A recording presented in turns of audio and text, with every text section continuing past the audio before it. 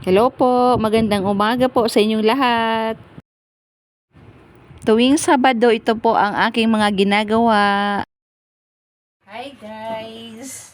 Tuwing Sabado po, ito po ang aking ginagawa. May uniform, pang araw-araw na sinusuot ng mga bata. Pagkatapos po nito, maglaba. Ihilog po. Tapos, magluluto po ng pagkain nila. Almusal, pananghalian. Mahirap po talaga maging nanay. Tapos na po tayo maglaba. Ngayon po maghahanda po tayo ng almusal at saka pananghalian para pagkain ng mga bata.